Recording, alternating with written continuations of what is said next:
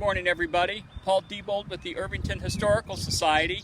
We're here on Pleasant Run Parkway this morning. We're going to talk about North Irvington today, and we're going to talk about some of the beautiful houses up here along Pleasant Run Parkway in historic Irvington. Now, Peggy's going to pan the camera around. Peggy's our camera operator again today, and we're looking at some of the revival style architecture on Pleasant Run Parkway. The brick Dutch colonial house there was built in 1923, and a man named John Parrish was the architect.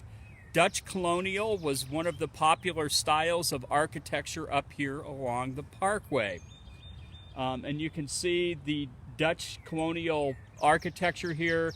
It doesn't have the gambrel roof, but it has the big dormer across the front and that really interesting arched hood over the front doorway.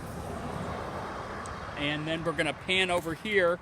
This is what we call Colonial Revival, built in 1927.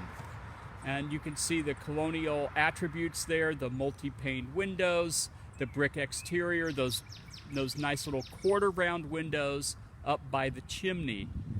So these two styles were reviving the colonial period of America.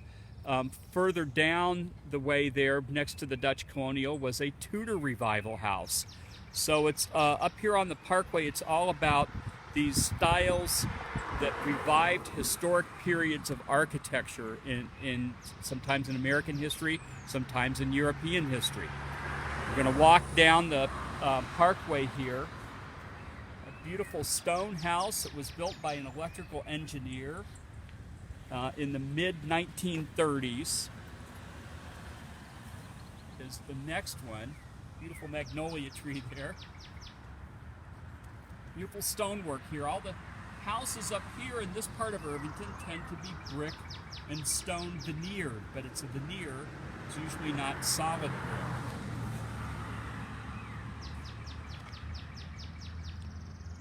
So as I said, this house is mid-1930s.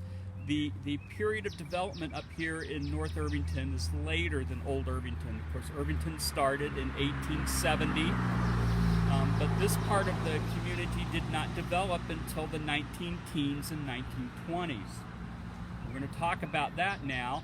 Peggy's panning the camera over to Pleasant Run Creek, Pleasant Run really, and the parkway here. The parkway was part of an ambitious plan for the city of Indianapolis. In 1909, they hired a very famous landscape architect and civil engineer, George Edward Kessler. The city had tried to implement park plans for the whole of the city several times, but people were really upset that these plans did not include their part of the city. And Kessler was famous for designing these parkway systems for other cities, and he always used the natural advantages of that particular community to shape his plan. So and probably a lot of you are thinking, well, and we don't have mountains or scenic hills or vistas in central Indiana, but we do have these very scenic waterways. And Kessler recognized that right away and came up with a plan to put parkways along them and bind them all into a system. We're panning down the parkway here. So in 1909, implementation started, and right away, Pleasant Run was targeted to have a parkway.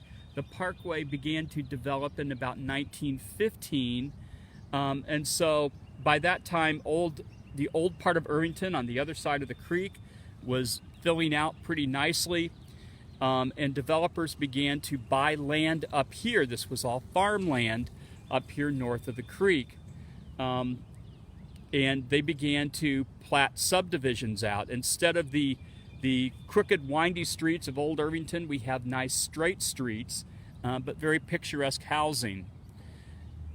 So that's the parkway. You'll notice a lot of sycamore trees. That's with the whitish kind of bark on these trees. That was a very natural choice. It's probably something that Kessler specified when he was setting up the parkway. because sycamore trees, they'll thrive near a waterway. They need a lot of water. So we're going to move up the street here.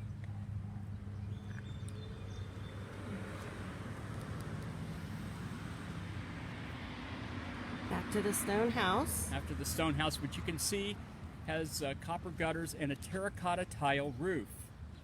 The terracotta tiling is something that was popular at that time, and it endures for a long time. Indeed, this house has probably had its roof now since 1935, still going strong. And as we walk, I'll show you some of the other houses. Well, and cars, sorry about that.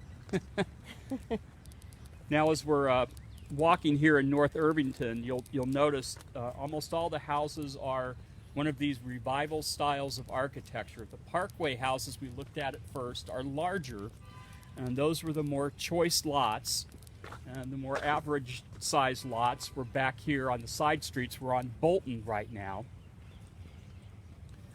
And these are all mainly Tudor Revival houses. You're going to look shortly here at a very interesting house. Trying to get some of my materials ready here. Okay. So when people were building these houses at this time period, there was a real housing crunch after World War I. People were looking for different ways to kind of cut corners. And one of the ways you could do that was to basically not have to hire an architect. So this group formed of architects called the Architects Small House Service Bureau. They would provide a stock plan which you would take to an architect and modify to suit your lot. And here actually is the model for the house that we're looking at right now. This is taken from a 1937 book that was kept by the Architects Small House Service Bureau office of Indianapolis, Indiana. There were different regional offices. Indianapolis was the office for the upper Midwest, which they called the Lake Region. So that is the pattern for this quaint little bungalow here that has a little bit of Tudor, a little bit of Colonial Revival, and a lot of charm. I'll show you another example of that here. This house is over on another street here in North Irvington. This is a Tudor Revival example that stands over on Audubon, and you can see they came with the plans, suggestions of what the fireplace would look like and so forth, complete, which you would then modify to your site. So there are a number of these pattern book houses up here in North Irvington, and there are a couple kit houses, and then there are a lot of houses by local builders as well. So, and the neighborhood again. We go back to the Parkway, which is harder to see with the trees, but it's there. So we're going to close out today. It's a short one today, folks. Short one. We're going to be... Hello, Poochie. Historic dog. Historic dog.